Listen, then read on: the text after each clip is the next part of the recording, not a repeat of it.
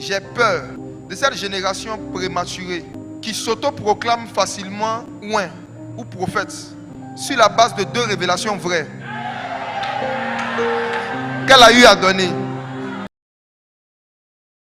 Demande à ton voisin, tu es motivateur ou influenceur? Aujourd'hui, dans le milieu religieux, dans le corps de Christ, il y a des gens qui sont très populaires, mais qui sont très inutiles. Il y a des gens qui sont visibles, mais qui ne sont pas indispensables.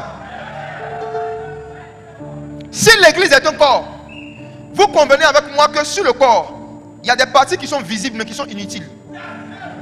Il y a des choses sur le corps, si on les enlève, ça ne va pas affecter le fonctionnement du corps. Exemple, la barbe.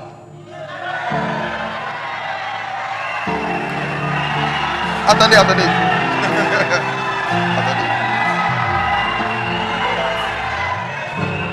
La barbe est jolie. La barbe est visible. Mais si la barbe n'est plus là, est-ce que la tête va avoir mal? Si la barbe n'est plus là, est-ce que le corps va arrêter de fonctionner? Il y a des chrétiens barbes.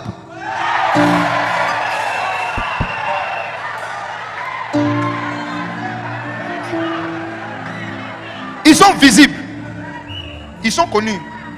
Mais si elle les enlève, leur absence n'aura aucune influence sur le fonctionnement de leur église. Par contre, dans le corps, il y a des choses qu'on ne voit pas, qui ne sont pas visibles, qui ne sont même pas connues. Mais si jamais ces choses on les enlève, le corps ne pourra plus fonctionner. Exemple, le cœur. Personne n'a jamais vu son cœur ici. Les scientifiques qui ont vu le cœur, qui l'ont photographié, si la com peut, tapez sur Google, afficher une image du cœur, vous allez quelque chose. Le cœur est vilain, mais il est utile. Regarde, je vais vous poser une question. Entre barbe et puis cœur, qu'est-ce qui est plus joli?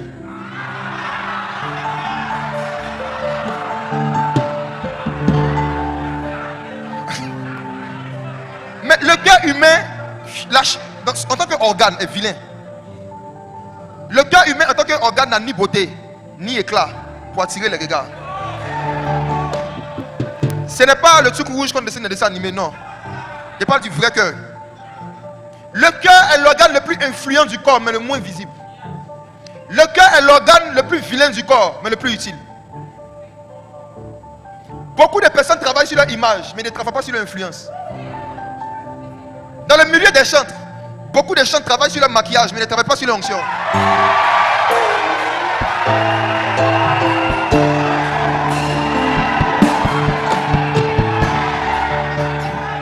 Les gens de la com, ça c'est pas le cœur humain. Ça là c'est trop joli, c'est pas le cœur. C'est pas le cœur.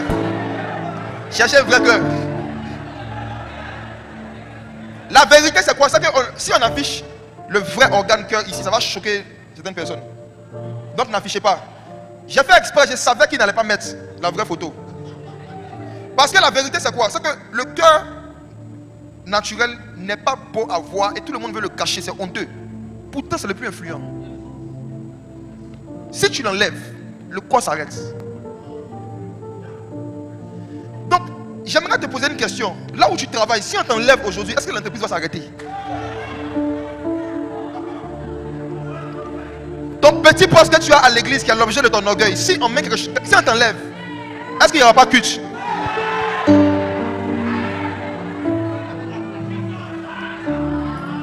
Si tu as une page de ministère sur les réseaux sociaux, si aujourd'hui cette page est bloquée ou on l'enlève, est-ce que ça va changer quelque chose à la vie des internautes? Être influent, ce n'est pas d'abord être visible comme la barbe, c'est être utile comme le cœur. C'est l'utilité. Et comment on reconnaît que tu es utile? C'est que si jamais tu n'es plus là, ou si jamais tu t'absentes, si jamais on te supprime, ça va paralyser un système. Ça va paralyser un système. Tu sais que tu es devenu influent dans une porte. Lorsque si toi tu t'absentes de cette porte, tout va se détruire. Lot était influent à la porte de Sodome. C'est pourquoi lorsqu'il est sorti, Sodome a été détruit. On ne pouvait pas détruire Sodome en sa présence, parce qu'il avait une influence. Il n'était pas le président, mais il était influent. On influence avec quoi? Dis avec moi, on influence avec quoi? Asseyez-vous, s'il vous plaît.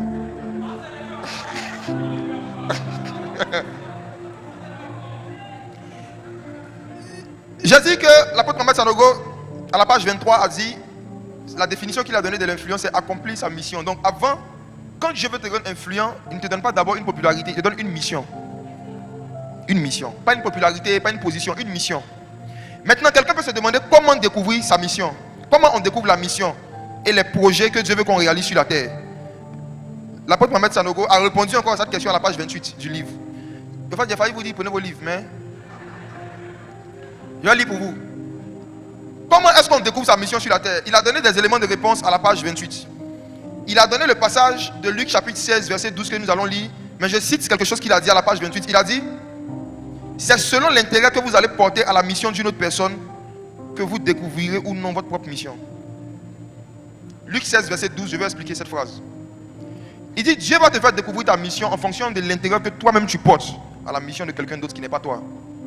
Luc 16, verset 12. Luc 7, le verset 12.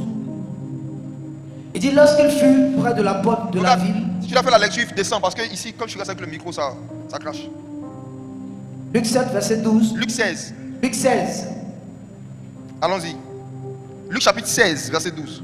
Okay. Tu peux descendre s'il te plaît pour ne pas que ça siffle. Descends s'il te plaît. Va un peu loin.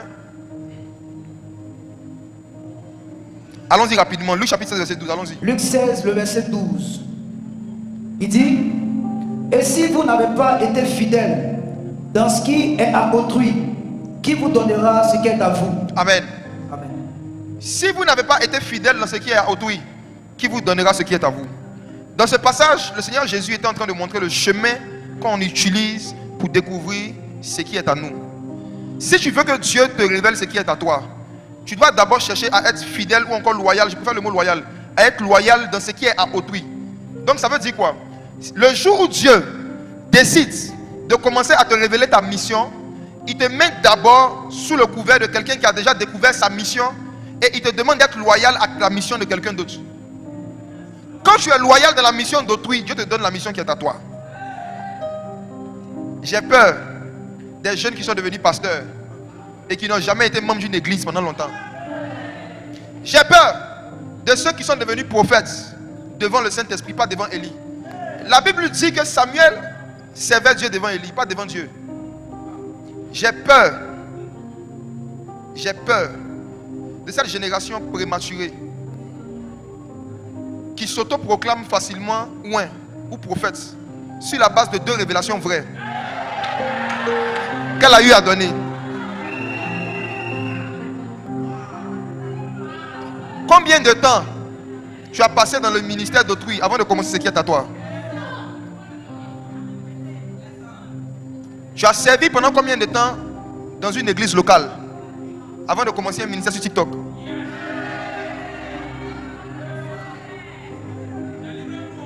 TikTok va te rendre populaire. Facebook va te rendre populaire. Mais tu ne seras jamais influent.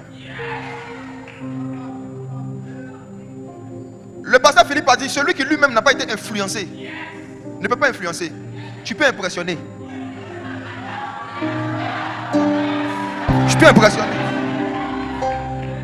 Je dis, il faut mesurer ton niveau d'influence en fonction de ce que ton absence va faire dans un système.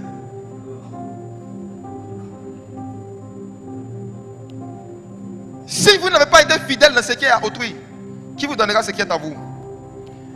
Dans ce livre, l'apôtre Mohamed Sanogo a parlé de Joseph. Si vous avez suivi les directs, ils ont rediffusé le message qu'il avait prêché l'année passée à la compassion.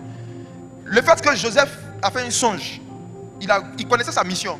Mais entre le temps où sa mission devait s'accomplir et le temps où il a eu le songe, il devait travailler pour quelqu'un. Il devait être fidèle dans ce qui est à autrui. Il devait être loyal dans ce qui est à autrui. Aujourd'hui, l'esprit d'entrepreneuriat qui était censé rester en entreprise est rentré dans l'église. On a beaucoup de prédicateurs entrepreneurs. Ils n'ont pas de patrons.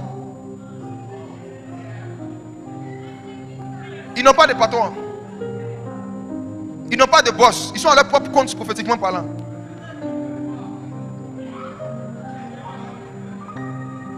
Pourquoi est-ce que le livre de Matthieu commence par généalogie de Jésus-Christ, fils d'Abraham, fils de David? Pourquoi le chapitre 1, qui doit parler de Jésus, ne parle pas de Jésus, mais parle des pères? Le Saint-Esprit a pris un chapitre pour citer le nom d'hommes et de femmes par qui le Messie est passé avant de commencer son ministère. Le Saint-Esprit est en train de nous dire par là, tous ceux et celles qui vont prétendre être envoyés par Christ, mais qui n'ont pas de généalogie, sont des imposteurs. Ne suivez pas seulement quelqu'un qui a des rémas, suivez quelqu'un qui a une généalogie.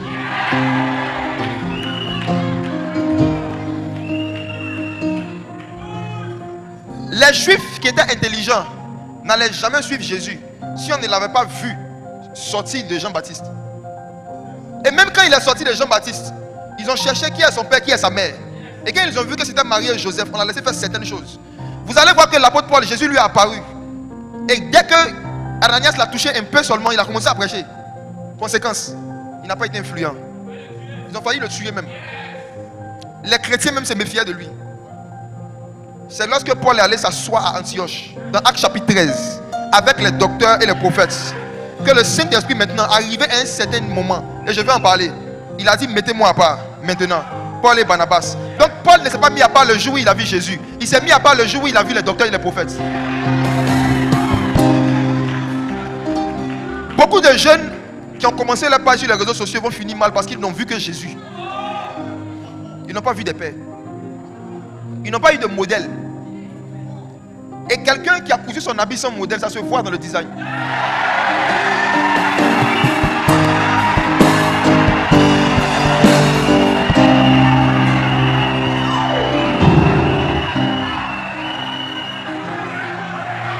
Je vais vous poser une question. Quand vous voyez dans la rue quelqu'un qui passe, comment vous savez que c'est un fou?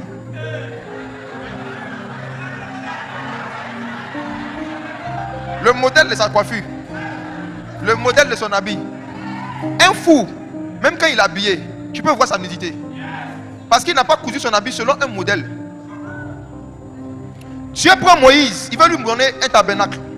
Mais il lui dit construire le tabernacle selon quoi? Le modèle. Le modèle. Tous ceux et celles qui ont commencé des ministères et des églises, sans s'appuyer sur un modèle existant, ne sont pas des prédicateurs, c'est des chercheurs. Les chercheurs cherchent à faire des innovations. Or, dans le royaume des cieux, on n'évolue pas par innovation, on évolue par imitation.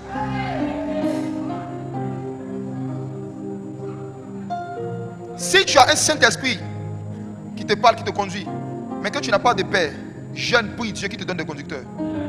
La Bible dit que sans contredit, c'est l'inférieur qui est béni par le supérieur. Cette phrase signifie que quand Dieu veut te bénir, il ne te donne pas des sommes d'argent, il te donne des sommes de supérieurs. Il te donne plusieurs supérieurs.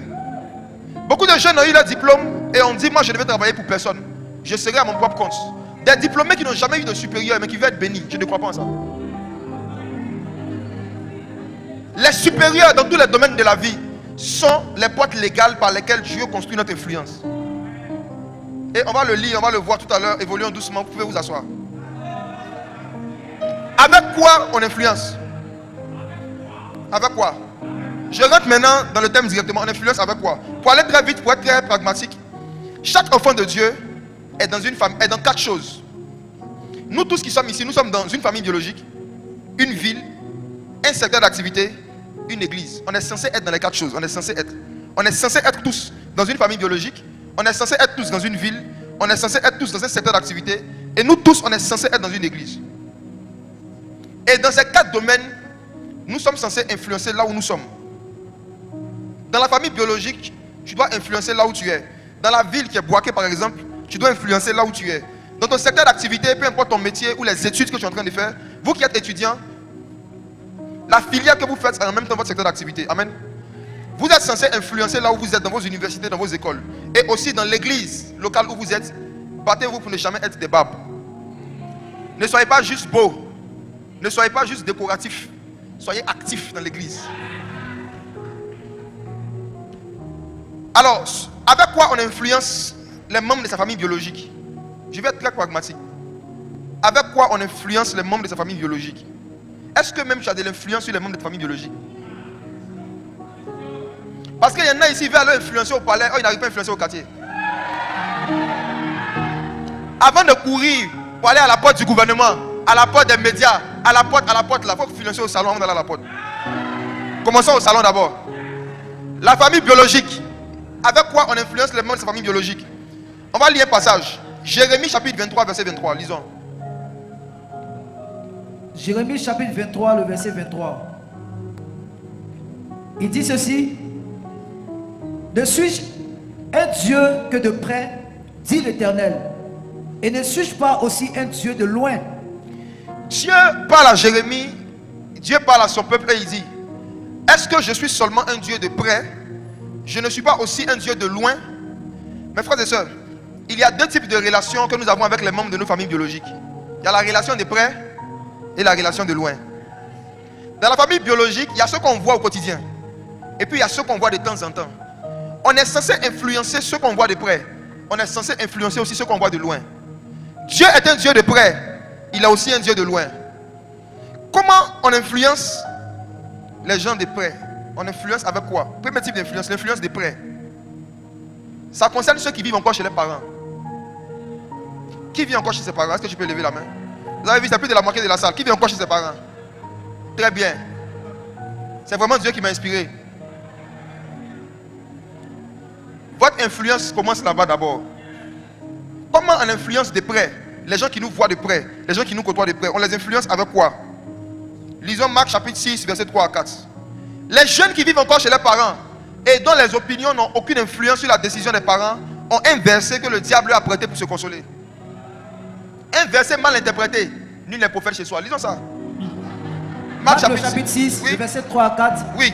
N'est-ce pas le charpentier, le fils de Marie, oui, le frère de Jacques, de Jos, de Jude et de Simon, et ses sœurs ne sont-elles pas ici parmi nous? Et il était pour eux une occasion de chute. Oui. Mais Jésus leur dit, un prophète n'est méprisé que dans sa patrie, parmi ses parents et dans sa maison. Amen. Un prophète n'est méprisé que dans sa patrie, parmi ses parents et dans sa maison. Il est généralement admis que ce verset signifie qu'il est impossible pour nous de pouvoir influencer les gens de notre patrie, les gens de nos parents et les gens de notre maison. Cette compréhension de ce verset n'est pas vraie. La vie même de Jésus montre que ce n'est pas vrai. Parce que les gens de sa maison, de sa patrie et ses parents l'ont suivi après. Oui. C'est les gens de sa patrie qu'on appelle les juifs, c'est eux qui nous ont annoncé l'évangile. C'est les gens de sa maison, les maris qui sont venus pleurer sur lui quand il était à la croix. Jésus a influencé les gens avec qui il a habité de près. Mais il les a influencés avec quoi? Comment est-ce qu'on peut influencer les gens de notre patrie, de notre maison? Ce que je vais dire est lourd. Jésus dit, aucun prophète ne peut influencer les gens de sa maison. Ça veut dire que si tu as l'onction prophétique et que tu habites encore chez tes parents, il faut que tu comprennes que la maison où tu es là, ce n'est pas ta maison. Tant que tu te comportes comme si tu es chez toi, nul n'est prophète chez soi. Donc la façon de devenir prophète chez soi, c'est de ne plus être chez soi, tout en restant. Je m'explique. Quand tu as l'onction prophétique et que tu habites encore chez tes parents, tu dois mettre dans ta tête que je ne suis pas chez moi. La maison de mon papa, ce n'est pas ma maison. Le salon de ma maman, ce n'est pas mon salon. Quand tu acceptes que je ne suis pas chez moi, quand tu n'es pas chez toi, tu respectes les règles que les gens établissent chez eux. C'est parce que tu te crois chez toi, quand on te dit de rentrer à 22h, tu rentres à 23h. C'est parce que tu te crois chez toi que tu te permets d'ouvrir le frigo et de prendre des choses pour manger sans te demander de permission. C'est parce que tu te crois chez toi que tu laisses tes caleçons traîner partout. C'est parce que tu te crois chez toi que tu fais un jour, 2 jours sans te laver.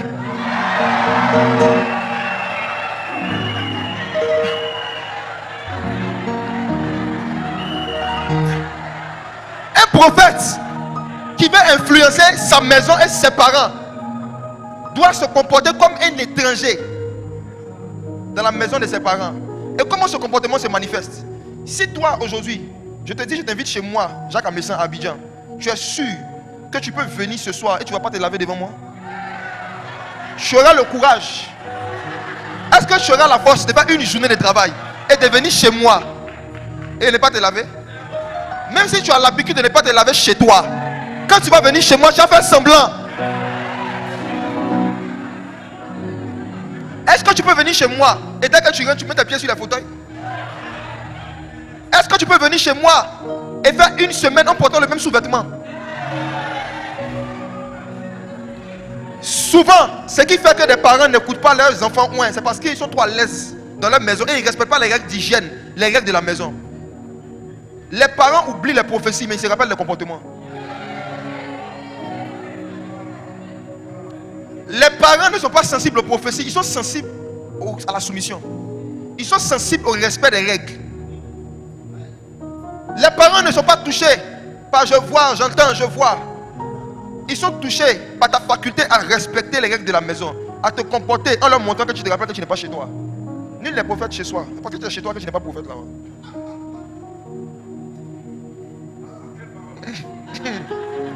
Luc chapitre 2 verset 51. On influence les parents avec le respect de leurs règles, pas avec les prédications, les visions et les songes. Luc chapitre 2 verset 51. Luc chapitre 2 verset 51. Puis il descendit avec eux pour aller à Nazareth. Et il leur était soumis. Sa mère gardait toutes ces choses dans son cœur. De qui on parle ici? Jésus. De qui on parle? Jésus. La Bible dit que Jésus, sa volonté à lui, c'était de dormir au temple, d'habiter au temple. Ses parents sont venus lui dire, on rentre à la maison. Jésus a mis sa volonté de côté pour faire la volonté de Marie et Joseph. Il est rentré à la maison parce qu'il leur était soumis. Il leur était soumis. Il leur était soumis. Et la Bible dit, et sa mère gardait ces choses dans son cœur. Les parents ne gardent pas dans leur cœur les paroles de connaissance et les prophéties. Ce qu'ils gardent dans leur cœur, c'est le souvenir de la soumission. Chaque fois que tes parents te disent de faire quelque chose que tu le fais, ou de ne pas faire que tu ne le fais pas, ils gardent ces choses dans leur cœur. Et ils t'attendent. Viens prophétiser. On t'a dit de laver l'assiette avant d'aller à l'église. Tu n'as pas lavé, tu es parti. Maintenant quand tu reviens, ainsi parle l'Éternel. Les mamans gardent dans leur cœur tous les actes de désobéissance, d'insoumission que les enfants leur manifestent.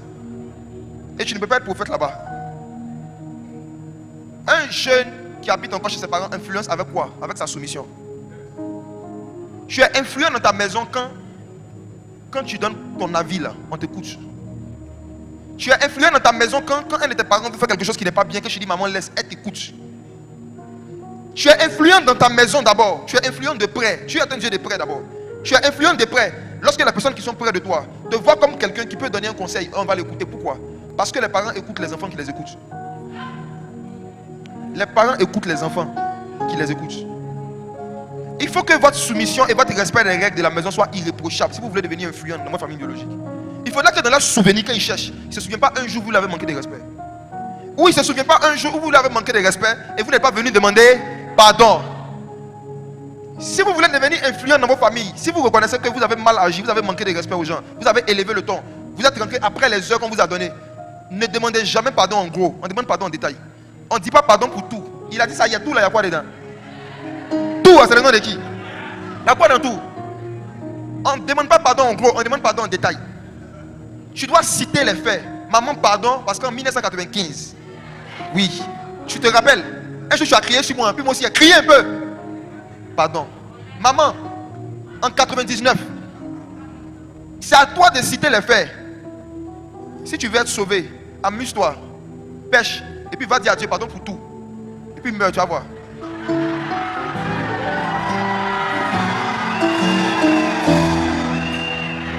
N'est-ce pas que même avec Jésus, quand on doit lui demander pardon, on doit confesser nos péchés? On doit citer les péchés en détail. C'est pareil avec les parents. Quand tu t'es mal comporté dans ta famille biologique, tu es devenu chrétien. Tu te rappelles qu'avant de devenir chrétien, tu as déconné. Retourne en famille. Demande pardon en détail. Ne dis pas aux gens pardon pour tout le mal que j'ai. Tout le mal là, c'est lequel? Si tu avais le temps pour faire, c'est que tu as le temps pour citer.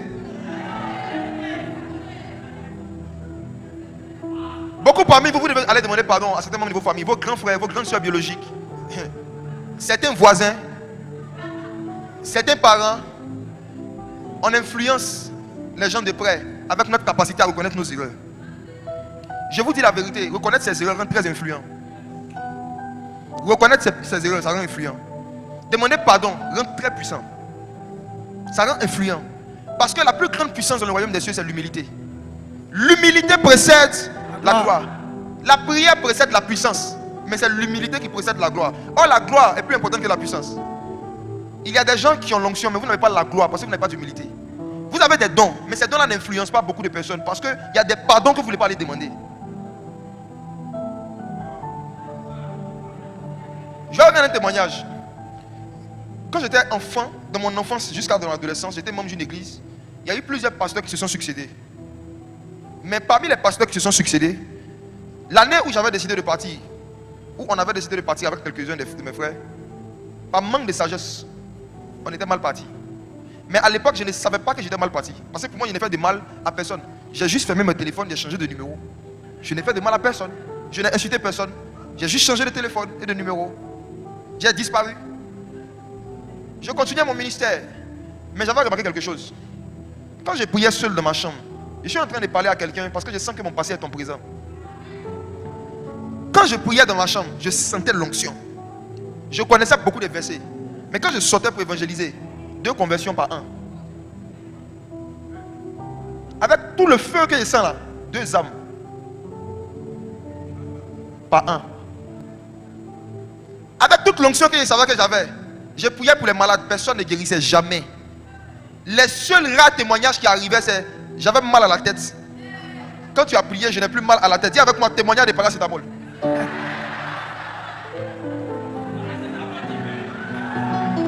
Témoignage de paracétamol. Quand l'onction que tu as fait, ce que les médicaments peuvent faire, c'est bon. Mais ça ne glorifie pas Dieu encore. Dieu tire sa gloire dans le fait de faire des choses qu'un homme ne peut pas faire. Ni un paracétamol. Donc ton onction peut avoir un niveau de paracétamol où il règle les mêmes problèmes que Doliprane. Mais c'est aussi l'onction. Mais je voulais plus. Je savais que j'étais mais je n'étais pas influent. Avec tous les versets que tu connais, tu n'arrives même pas à emmener 10 païens par an à Christ. Et puis tu t'appelles bishop. Bishop de quoi? Bishop de qui? Ne mesurez pas votre onction en fonction des frissons que vous ressentez quand vous priez. Mesurez votre onction en fonction des prisons qui se cassent quand vous priez. Et moi je savais qu'avec tout ce que je sentais, les résultats que j'obtenais sur le terrain, il y avait quelque chose qui n'allait pas. Mais je ne savais pas c'était quoi. Pendant des années, un jour j'ai décidé de jeûner pour chercher Dieu, pour dire j'étais fait quoi. Et le Seigneur m'a dit, tu as blessé le cœur d'un père avant de partir. Tant que je ne lui demande pas pardon, je ne peux pas faire avec toi tout ce que je veux. Je suis retourné. Je suis allé demander pardon. Quand je suis parti demander pardon, le Seigneur m'a dit, c'est pas lui seul, qu'il y a un autre là. Il n'est jamais causé à lui. Dieu dit, il est blessé. Il dit oui, il te met de loin. Et le fait que tu es parti brusquement de l'église sans lui avoir dit ça l'a blessé, lui aussi il va demander pardon. Je suis retourné. J'ai commencé à faire une campagne de pardon. Je suis allé là demander pardon un à un. Tous les pasteurs où étaient, je suis allé demander pardon. Quand j'ai fini ça, 2018 maintenant, le Seigneur me dit, comme tu as demandé pardon, va évangéliser dans les villages. C'est comme ça que j'ai reçu mon appel à aller évangéliser dans les villages. J'ai commencé en 2018. Mon premier village était à Dabou, qu'on appelle Ingati, un village de Dabou. Les vidéos sont là jusqu'à aujourd'hui. C'est là-bas que pour la première fois de ma vie, je prie pour des paralytiques, des infimes, pas 1, pas 2, pas 3. Et ils jettent les béquilles, ils se lèvent des fauteuils roulants, ils marchent. Et ce jour-là, j'ai compris que, en fait, ce n'est pas le jeûne qui précède la gloire. Ce n'est pas la prière qui précède la gloire. C'est l'humilité. Je n'avais aucune influence, je n'étais pas influent sur les maladies. Parce que je n'avais pas demandé pardon à des aînés. C'est le cas de plusieurs ici. Vous avez beaucoup de temps, vous connaissez la Bible, mais je vous dis la vérité. Si vous ne retournez pas dans vos familles biologiques pour demander pardon à certaines personnes, à certains aînés, vous ne serez pas influent. Vous serez tremblant. Les prédicateurs africains, je ne sais pas pourquoi, disent que les gens sont loin juste quand ils arrivent à faire tomber des gens quand ils prient. Je n'ai jamais compris ce truc. Il y a des gens, on les appelle loin, il n'y a jamais de miracle dans leur programme. Jamais de miracle. Il n'y a pas un malade concret qui avait une maladie concrète qui peut dire que j'avais tel problème, tu as prié, j'étais guéri. Il n'y en a pas. On dit qu'il a la puissance, pourquoi? Parce que quand il prie, tu tombes. Mais les combien font ça?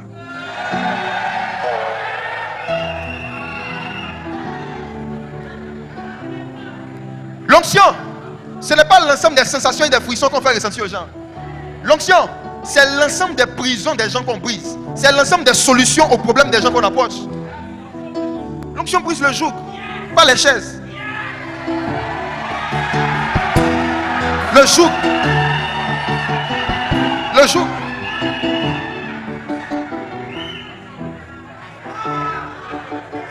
Dieu dit, ne suis-je pas un Dieu de près? Est-ce que je ne suis pas un Dieu qui influence d'abord ceux qui sont près? La famille biologique. On ne les impressionne pas avec les prières et les jeûnes, mais avec la faculté de reconnaître ses erreurs. Ça influence les gens qui te voient de près. On dit si celle-là, elle est venue demander pardon, c'est qu'elle a changé. Toi, le mot pardon ne sortait jamais de ta bouche, sauf une fois chaque 2 ans. Et on te voit toi aujourd'hui en train de demander pardon, ça les influence. Ça influence. Ça influence. Mes frères et sœurs, on va lire un autre passage qui montre qu'il y a possibilité d'influencer de près des gens qui sont proches de nous. Je vais parler maintenant du milieu professionnel. Influencer de près.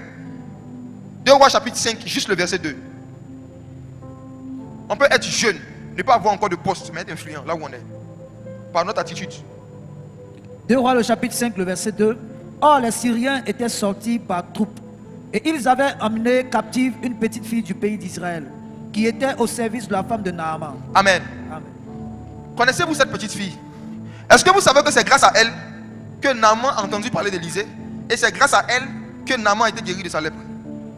La première fois où Dieu a guéri un lépreux, a opéré un miracle de guérison de lèpre, ce n'est pas d'abord venu du prophète Élisée, c'est venu de la petite fille. Écoutez ce que je vais vous expliquer. C'est cette petite fille qui a influencé là où elle était, la foi du prophète Élisée. Dans quel sens? Élisée, dans tout son ministère, n'avait jamais vu la guérison d'un lépreux en Israël. C'est Jésus qui le dit. Il dit, au temps d'Élisée, aucun lépreux n'a été guéri en Israël. Donc Élisée n'avait jamais osé prier pour un lépreux. Parce que ce type de miracle n'existait pas en son temps. Élisée n'avait pas aussi en son temps un livre où il avait été raconté que des prophètes ont guéri des lépreux. Ça n'avait jamais existé. Dans la tête des gens de l'époque, la lèpre était comme le sida. C'était une maladie incurable. Donc aucun prophète n'osait s'amuser à prier pour quelqu'un par rapport à ça. Élisée était ouin, mais quand il voyait les lépreux, il les dépassait. Comme toi tu es ouin, mais quand tu vois le fou à Boaké, tu les dépasses. Tu as l'onction. Mais quand tu vois les paralytiques dans la ville, tu parles la langue et tu évolues. Le prophète Élisée voyait des lépreux en Israël. Jésus dit au temps d'Élisée, aucun lépreux d'Israël n'a été guéri. Aucun. Mais une petite fille qui n'était pas prophète, elle n'était pas prophétesse, elle n'était pas bichopesse. C'est la petite fille, regardez la suite du verset. Verset 3. Et elle dit à sa maîtresse. Elle dit à sa maîtresse. Oh, si mon Seigneur était auprès du prophète qui est à Samarie, le prophète le guérirait de sa lèpre. Homme de Dieu, c'est comme ça les fidèles nous créent problème. La petite fille là, est-ce qu'elle avait déjà vu Élisée guérir quelqu'un de sa lèpre? Elle s'en va dire en Syrie qu'il y a un prophète qui guérit la lèpre. Elle a vu ça où?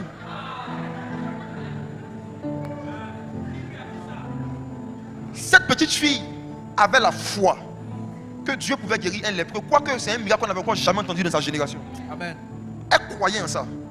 Et elle a communiqué cette foi-là à sa maîtresse. La maîtresse a communiqué cette foi à Naaman. Naaman a communiqué la foi au roi de Syrie. Le roi de Syrie a envoyé Naaman en Israël. Et ils sont venus dire à Élisée, il y a un lépreux qui n'est même pas juif, un lépreux non juif, qui dit que ton Dieu peut le guérir. Élisée n'a pas dit, emmenez-le à l'hôpital, Dieu est souverain. Quoique ce miracle n'ait jamais existé, Élisée s'est basé sur les témoignages de la petite fille. Et il a dit, laissez-le venir. Et il saura qu'il y a un prophète. Amen. En Israël. L'idée de prier pour un lépreux pour qu'il soit guéri est venue de qui? Une petite fille. Élisée a fait ça une fois, il n'a plus jamais recommencé. Lisez la suite. Il n'a plus refait ça. C'était le seul lépreux qui était guéri avant et après il n'en a plus. Jusqu'au temps de Jésus. Mais c'est venu de qui? Dis avec moi la petite fille. La petite fille. La petite fille. La petite fille. Vous savez, on peut influencer. La petite fille a influencé sa maîtresse, qui a influencé son patron. Comment? Parce qu'elle avait commencé à croire en des miracles qui n'étaient pas bibliques en son temps.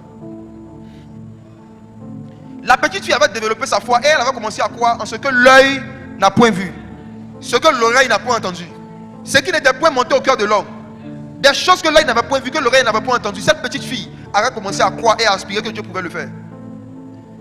Il y a des gens, vous êtes au stade de votre vie chrétienne, où Dieu veut que vous commenciez à croire que c'est vrai que dans votre famille, on n'a jamais entendu que dans la famille, il y a quelqu'un qui est devenu riche, mais que vous pouvez être la première personne. Dieu veut que vous commenciez à croire que c'est vrai que dans la ville, on n'a pas encore entendu qu'il y a quelqu'un qui a payé un terrain de 4 hectares pour offrir une église, mais que vous, ça peut commencer avec vous. Amen. La foi de la petite fille C'est le fait de croire en des choses qui n'ont pas encore été faites là où on est. Et de commencer à être influent là où on est. En disant aux gens que Dieu peut faire ce qu'il n'a pas encore fait là où nous sommes. Amen. D'où venait cette foi? Cette petite fille s'est basée sur quoi? Il n'y avait pas de versets. Écoutez-moi. Ce ne sont pas les versets qui donnent la foi au surnaturel. Au contraire, les versets rendent incrédule. Je vais expliquer ce que j'ai dit. Ce ne sont pas les versets, pas la connaissance des versets. Je veux dire les écrits, versets tant qu'écrits. La lettre tue, ça tue même la foi. Quand quelqu'un s'est rempli de lettres et de versets, il va devenir incrédule. C'est pourquoi vous allez voir que les apôtres qui étaient les plus proches de Jésus, c'est à eux toujours Jésus disait génération incrédule, race incrédule. Ceux qui étaient le plus en contact avec la parole étaient les plus incrédules. Mais chaque fois que Jésus félicitait quelqu'un pour sa foi, c'était quelqu'un qui venait de loin. Le centenier romain, la femme syro-phénicienne. C'est comme si moins les gens étaient proches de la parole, plus ils croyaient en certaines choses. Comprenez mes frères et sœurs, qu'au-delà des versets, vous devez aspirer à vivre des expériences. Et dans votre expérience, ne vous limitez pas uniquement à ce qui est écrit par rapport au miracle. Parce que Jésus a dit, celui qui croit en moi fera les mêmes œuvres et de plus grandes. Ça veut dire que ça commence déjà par ce qui est écrit. Mais arrivé un moment dans le domaine des miracles, il faut aspirer à des miracles plus grands qui ne sont pas encore écrits. Si la petite fille voulait limiter sa foi seulement au miracle de son temps, elle allait dire que ce n'est pas possible qu'un lépreux soit guéri. Parce qu'on n'a pas encore vu. On n'avait pas encore vu. Or la promesse de l'évangile c'est quoi? C'est que ce que l'œil n'a point vu là. Ça veut dire que ce n'est pas écrit. Si ton œil voit quelque chose, c'est que l'œil a déjà vu. Ce n'est pas ce que Dieu veut te donner. Dieu dit ce que l'œil n'a point vu. Ça veut dire ce qui n'est pas biblique en termes de surnaturel. Au moment où Philippe a disparu dans Actes chapitre 8 du chemin de Jérusalem à Gaza et qu'il est apparu à Azote, ce n'était pas biblique en son temps. On n'avait pas encore vu.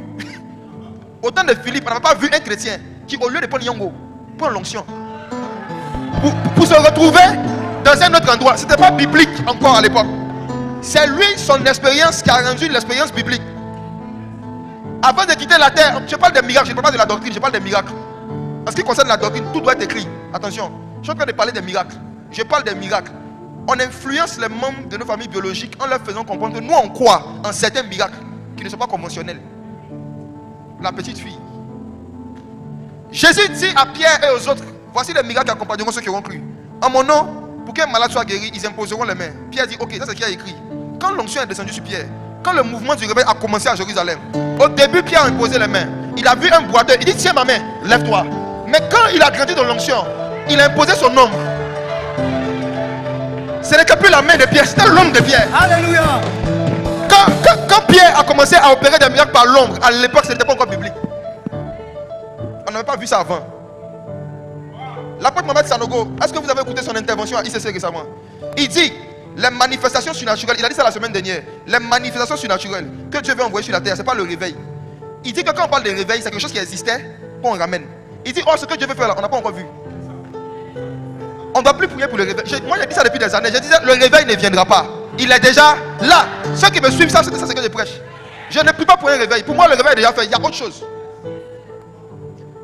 L'apôtre Mohamed Sanogo l'a dit la semaine dernière. Il dit, la pluie de l'arrière-saison, ce n'est pas le réveil. Ce n'est pas quelque chose qui existait.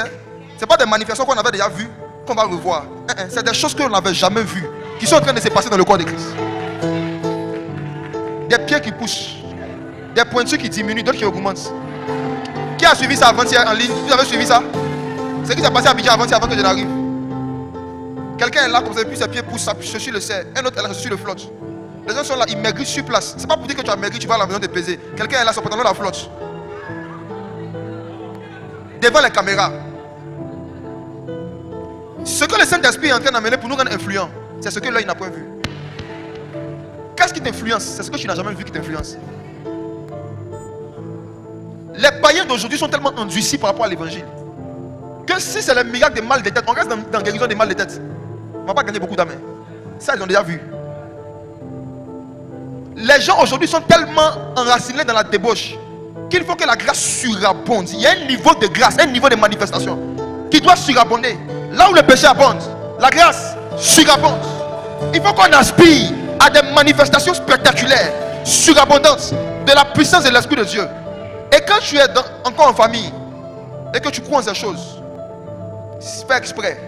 Si un jour tu apprends dans ta maison que quelqu'un a le sida, parle comme la petite fille. Dis, je connais un pasteur. pasteur Philippe, si seulement Martin pouvait venir chez lui, elle serait guérie du sida. Faut pas te dire que comme tu ne l'as pas encore vu prier pour ça, Dieu ne peut pas faire. Ce n'est pas le pasteur qui fait. C'est le Dieu qui dit que ce qu'on n'a pas encore fait là, il veut faire. Mais c'est à la petite fille d'emmener ça.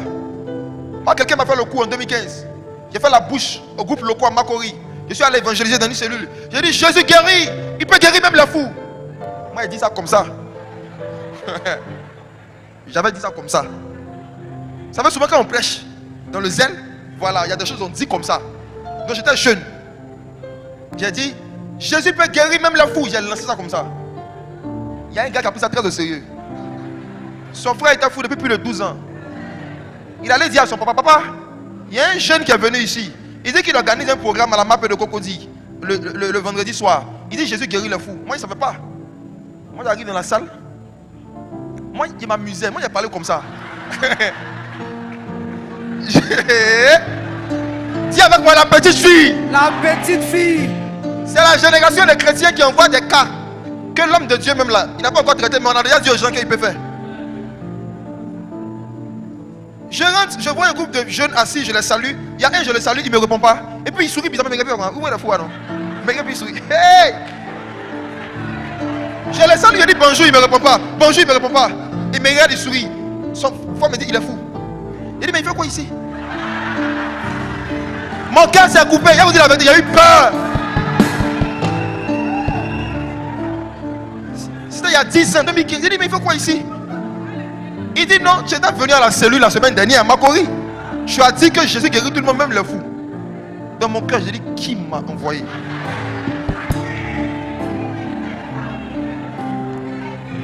J'ai décidé de faire comme le prophète Élisée. J'ai dit, ok, laissez-le ici, vous allez savoir qu'il y a un Jésus au milieu de nous. Alléluia. Laissez-le. Ce jour-là, je ne voulais pas que la prédication finisse, j'ai prêché longtemps. Quand j'ai commencé à prier pour les malades, je vois le fou, il fait comme si je ne le vois pas. Que la grâce soit avec toi, je drip. La grâce, je sens l'onction là-bas. J'ai prié pour tout le monde dans la salle. Quand il est fini, le fou est là, son frère est là. Tout le monde s'est assis, il est là, lui sur la tête, puis il sourit. Hey! Son frère m'avait dit qu'il y a des moments, il peut faire 1 an, 2 ans sans parler. Que quand ça le prend, il devait muer aussi. Que là, ça fait plusieurs mois, il n'a pas parlé.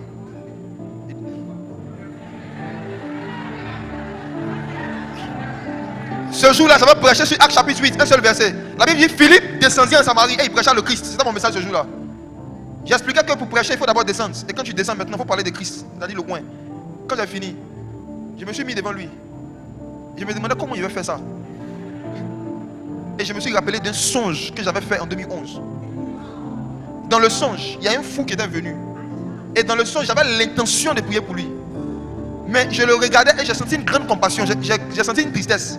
Et j'ai commencé à me dire dans le songe, si c'était mon petit frère, j'imagine comment sa vie allait être gâtée.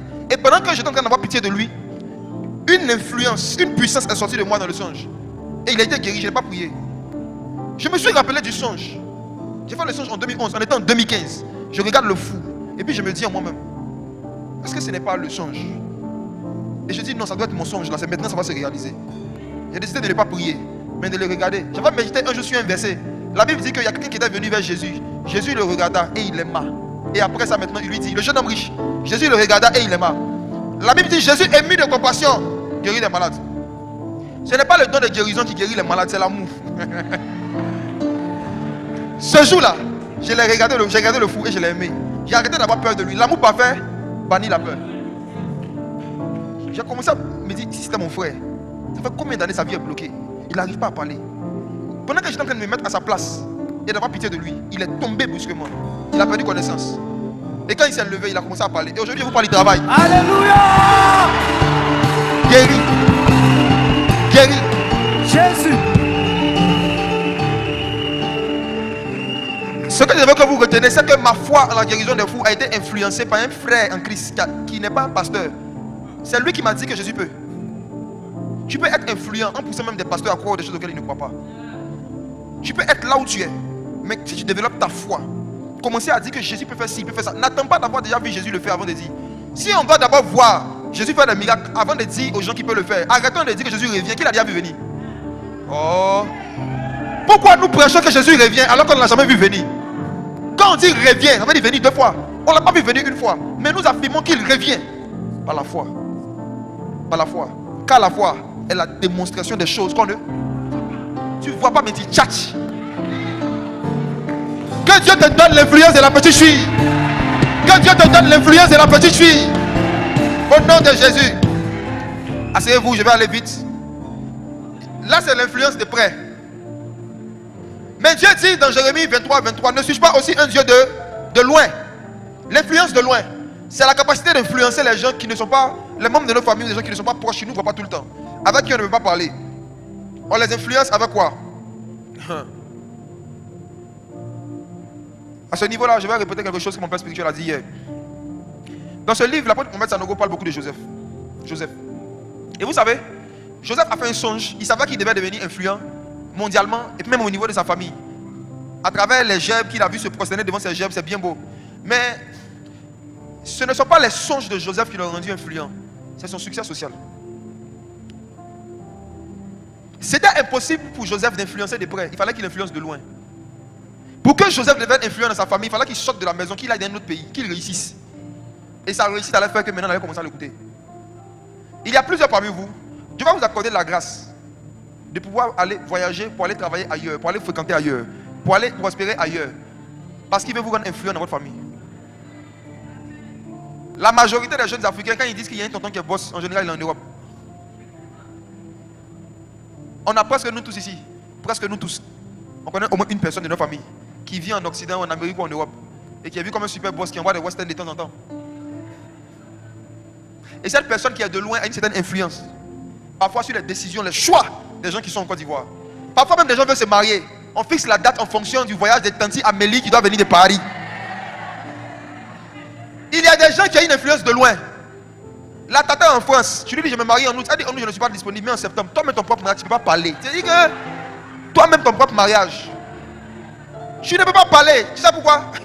Parce que tu sais que si Tanti Amélie n'est pas là, il y a certaines choses qui ne seront pas là au mariage. Il y a des enfants de Dieu à qui Dieu donne une influence sur leur famille en leur donnant une certaine abondance. Mais cette abondance naît du fait que parfois ils sont séparés brutalement de la famille. Ils vont ailleurs et ils réussissent socialement, financièrement. Et par leur réussite, il y a une influence qui commence à exercer. Maintenant, ce n'est pas parce qu'on t'a chassé que tu vas devenir influent. On peut prendre l'histoire de Joseph pour se dire que si mes frères me rejettent, si ma famille m'abandonne, c'est qu'il y a réussi. Pas forcément. Regarde, Boaké a rempli les personnes qui ont été rejetées par leur famille et qui n'ont toujours pas réussi. Tu peux être le prochain sur la liste. J'ai découvert quelque chose de bizarre dans la parole. En fait, ce n'est pas celui qu'on abaisse qui sera élevé, c'est celui qui s'abaisse. L'abaissement que tu vis est venu de qui? Si ça vient des gens de la famille, ce n'est pas un facteur d'élévation pour Dieu. C'est quand toi-même tu vas t'abaisser que tu seras élevé. Donc même si ta famille te rejette, même si ta famille se sépare de toi, même si ta famille t'humilie, comment tu le vois dans ton cœur? S'abaisser, c'est pardonner. Il y a des gens qui ont gardé rancune contre certaines tantes, certains oncles, certains parents qui les ont rejetés, qui les ont abandonnés, qui n'ont pas tenu leurs promesses par rapport à leurs études. Certains parents biologiques même, vous êtes blessés. Si vous ne traitez pas votre cœur, vous ne serez jamais élevé. Parce que Dieu n'élève pas des hommes, il élève des cœurs. Dieu n'élève pas des individus, il élève des cœurs. Et lequel parmi vous sera fier ou sera à l'aise de prendre un cœur ensanglanté et puis de le soulever, de le présenter ici? Il n'y a personne parmi nous qui sera disposé et fier de montrer en public un objet sur lequel il y a beaucoup de sang. Quand tu as beaucoup de blessures intérieures, dans le monde spirituel, tu saignes. Il y a du sang sur toi, donc Dieu ne peut pas te lever, sinon les gens vont voir des plaies. C'est pourquoi il y a certains patrons qui sont des plaies. Des gens blessés qui ont eu accès parfois à des positions élevées deviennent blessants. Les caissières des pharmacies.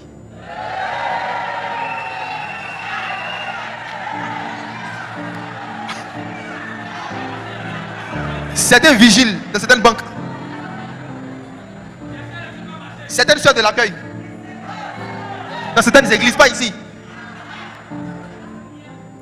Comment les gens ne sont pas désagréables aux 12 portes? Ceux qui sont à la porte là, les 12 portes là, il y a beaucoup de gens qui sont à ces portes là, qui sont désagréables, blessants, impolis, nerveux. Ce n'est pas toujours parce qu'ils sont méchants, c'est parce qu'ils sont blessés. Il y a beaucoup de gens blessés aux 12 portes. Dans toutes les portes d'influence, il y a des gens qui ont accédé à des positions. Ce n'est pas Dieu qui les a mis là-bas, ils se sont élevés. Si toi tu rentres dans le processus d'élévation de Dieu, il va te dire que si tu ne traînes pas ton cœur, il ne va pas te donner une certaine position. Actuellement, vous qui êtes assis là-bas, si vous avez une plaie sur vos pieds, si quelqu'un se tient ici, la personne ne le verra pas. Mais moi qui suis sur une position élevée, si j'ai une plaie sur mes pieds, vous allez voir. Quand Dieu te lève, on ne voit pas seulement ton succès, on voit aussi tes plaies et tes blessures. Beaucoup de soeurs qui achètent des sacs chaque mois, c'est parce que vous êtes blessés, c'est pas parce que vous aimez la mode. Je vais vous expliquer. C'est dosé. Regarde. Tu as 2 bras, tu as 20 sacs. Dis avec moi, 2 bras. 2 bras. 20 sacs. 2 sacs. Regarde. Si tu vends la moitié de tes sacs, ça peut accélérer le projet de construction de l'église.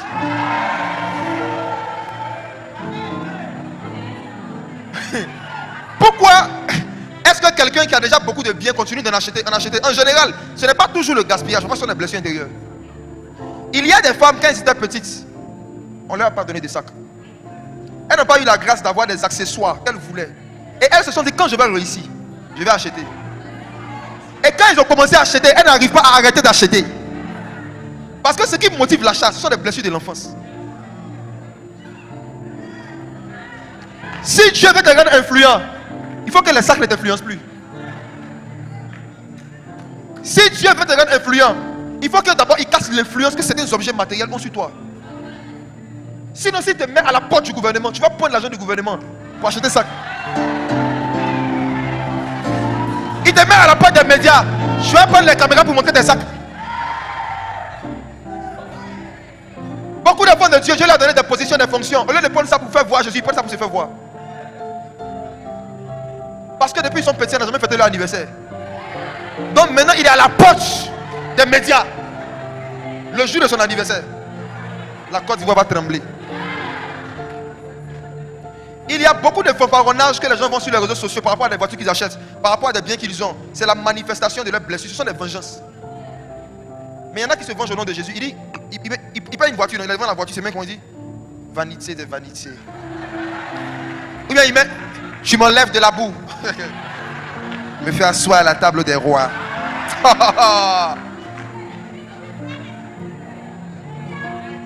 Écoute-moi.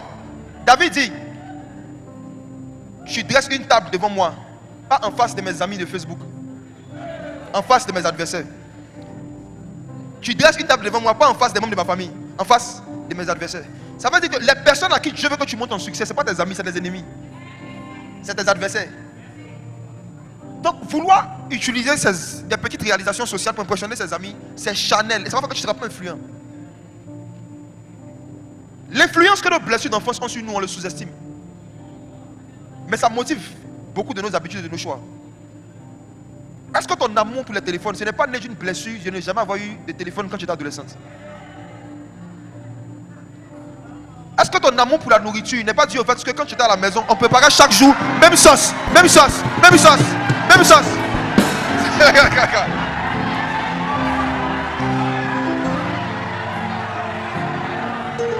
Est-ce que tu n'as pas été influencé par la sauce aubergine?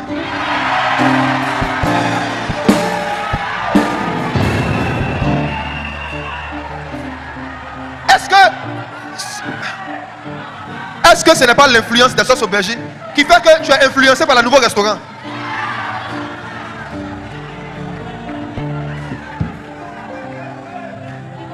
On influence avec quoi? Avec un cœur pur. La Bible dit heureux ceux qui ont le cœur pur, car ils verront Dieu.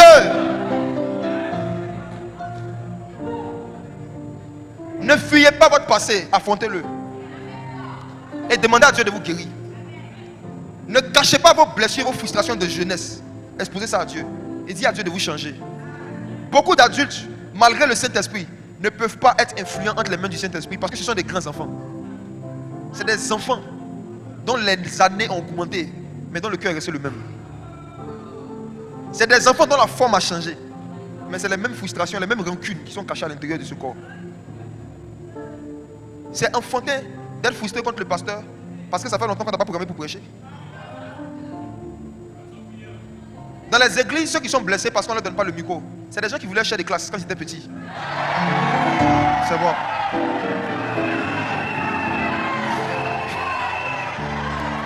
Il y en a qui ont toujours voulu chef de classe. On ne les a jamais votés. Il est blessé. Il vient dans l'église, il vient chef de cellule. Chef de département. Quand depuis on ne le nomme pas, il dit ici on ne reconnaît pas la grâce des gens. Ici on étouffe les gens. Ici on éteint les gens. Qui t'a étouffé? Qui a touché ton cou?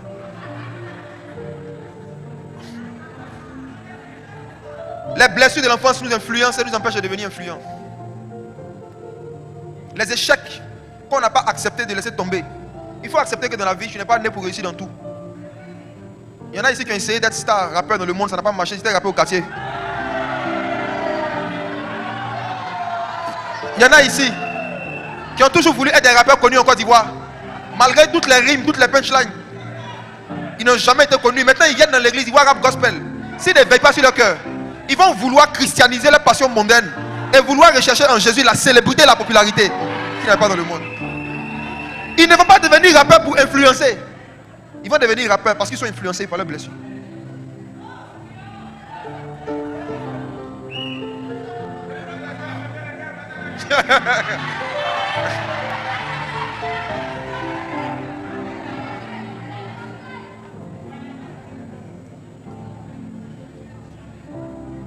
Je parle maintenant d'un autre type d'influence. Influencer les gens dans la ville. Je parlais d'influencer les gens de la famille, les gens de près, les gens de loin. Maintenant, je parle de l'influence des gens dans la ville où on habite. Tu es ici à Boaké. Si tu veux influencer les habitants de Boaké, on influence avec quoi? Quand on est dans une ville, en tant qu'enfant de Dieu, il y a deux grands éléments qu'on peut utiliser pour influencer. Un, l'excellence dans son domaine d'activité. Et je pense que les orateurs avant moi en ont beaucoup parlé.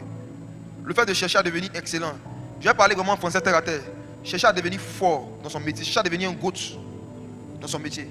Chercher à devenir un expert dans ce que tu as choisi de faire. Dans ces derniers jours, dans le réveil des derniers temps, le Saint-Esprit ne compte pas utiliser puissamment les gens qui ne sont pas intelligents.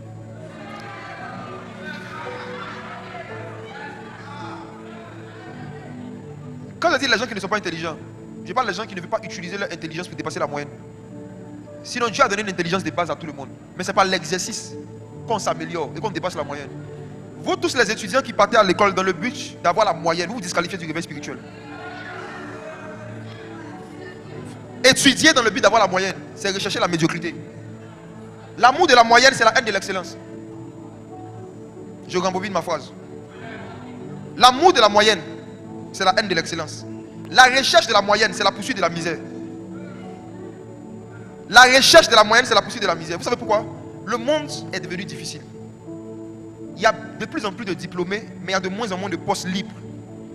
Il y a plus de gens diplômés que de postes à pouvoir. Et même les postes qui sont là ne sont pas bien payés comme avant. Parce que la vie est devenue dure. Donc le monde ne cherche pas des gens moyens. C'est ceux qui vont dépasser la moyenne qui vont se distinguer et qui auront la chance de se faire une place sous le soleil. Donc si toi tu es étudiant, tu es élève, et que déjà à ce niveau, ta tête c'est, moi s'il y a eu 10, moi en tout cas, moi s'il y a eu 11, regarde.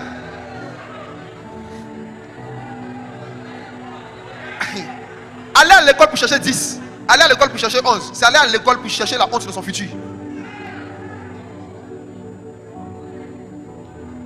Jeunes frères, vous devez vous engager dans une quête volontaire et intentionnelle de l'excellence. Et ça se fait par la diminution des divertissements et l'augmentation des recherches et des exercices. Je rembobine. Vous devez vous engager volontairement et intentionnellement dans la recherche de plus que la moyenne. Et pour avoir plus que la moyenne régulièrement, tu dois diminuer le temps de loisirs, de divertissement et augmenter le temps d'exercice et de recherche. Tous les jeunes chrétiens qui ne vont pas mettre ça en pratique, dans 7 ans, vous n'allez influencer personne. Et vous allez subir la méchanceté du monde. Le monde ne donne pas les postes parce que tu parles en langue. Le monde ne donne pas des postes aux gens qui sont spirituels. Il donne des postes aux gens qui sont compétents. Et les gens compétents, il y en a beaucoup, de plus en plus. Donc, à qui on va faire grâce? À celui qui brille, qui se distingue. Daniel a eu un poste auprès du roi. Parce qu'il était 10 fois supérieur, c'est-à-dire qu'il dépassait la moyenne de 10 fois. Lorsqu'on l'interrogeait sur des choses qui nécessitaient de la connaissance dans les lettres et dans la science. Ça veut dire qu'il y avait un esprit d'excellence. Et la Bible le dit. On trouvait en ces jeunes, Daniel, Shadrach, Meshach et Abednego, un esprit supérieur ou encore un esprit d'excellence. Excellence, ça c'est pas onction. Hein? Eh? Excellence, c'est pas onction. Seigneur, il n'allait avoir aucun Julas excellent. L'excellence, ce n'est pas le fruit de l'onction. Sinon, il n'allait avoir aucun Julas excellent. Sinon, dans tous les secteurs d'activité, il n'allait avoir aucun païen excellent. Aujourd'hui, nous utilisons Facebook, on est content. C'est un réseau excellent. Qui a créé? C'est un pasteur. C'est pasteur Abraham. Il y a un jeune qui était excellent dans son domaine, pas que païen. C'est lui qui a mis en place quelque chose qui a eu une influence sur le monde entier. Mark Zuckerberg, c'est le président du monde. Un jour, il a fait exprès. Facebook s'est coupé l'année passée. Non, il y a 2 ans. Facebook s'était coupé pendant environ 15 minutes. Des gens ont perdu des milliards. Non, c'est pas tombé malade seulement. Les accros ont fait des crises. Les accros ont fait des crises parce que la drogue était quittée. Je ne parle pas des accros. Je parle de ceux qui travaillent avec les pages de vente en ligne. Certaines entreprises. Moi, j'ai travaillé dans une entreprise. J'étais directeur général. Je vendais des portes blindées. Je partais en Turquie 2 fois par an. J'avais 20 ans.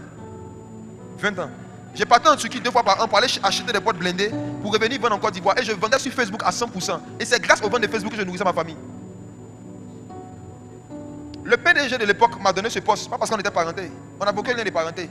Il y avait des gens même qui étaient là plus diplômés que moi. J'étais fort dans mon travail.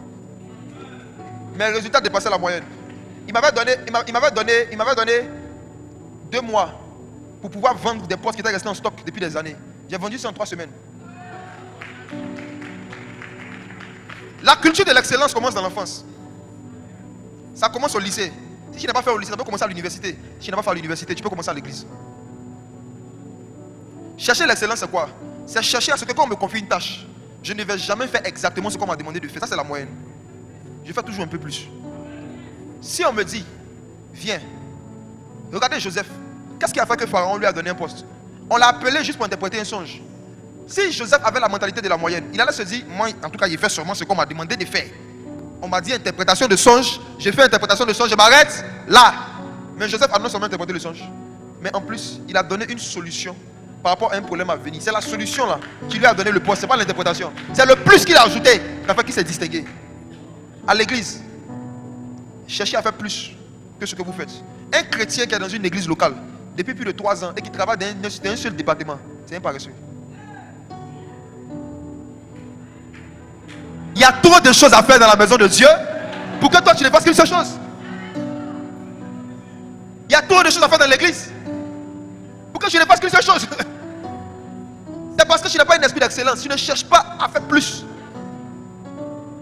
L'apôtre Mohamed Sanogo a prêché sur le fait que pour garder le feu, faut être extrême. Vous avez déjà écouté ce message là? Même vous pouvez qui a des vases de nez même. Est-ce que vous avez des vases de nez bien? Est-ce que vous avez écouté le message de l'apôtre Mohamed Sanogo sur le fait que pour garder le feu, faut être extrême? L'année passée, il dit les gens qui sont moyens, qui sont trop gentils là, ils ne produisent pas de grands résultats. Mes frères et sœurs, on influence la ville où on est quand on est quelqu'un qui a la réputation de faire toujours plus que ce qu'on lui demande de faire. Même si tu vas en locaux, toutes les vendeuses à locaux païennes saintes, toi la chrétienne tu saintes aussi.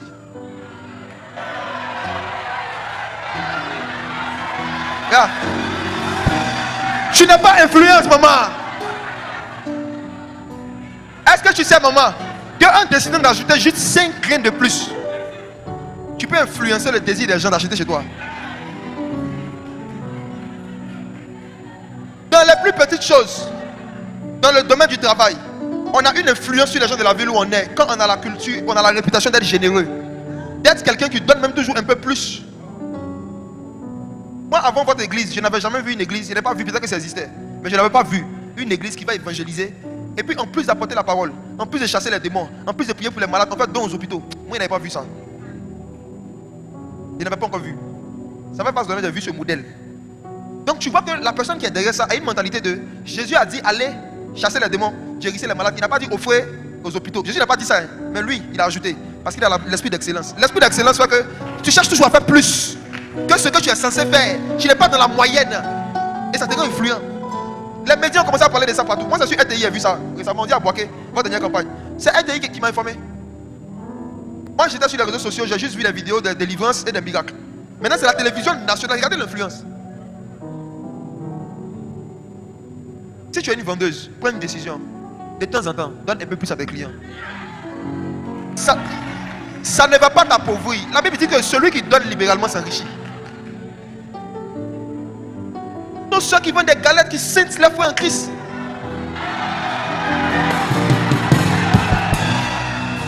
Dis à ton voisin, sois généreux, sois généreux.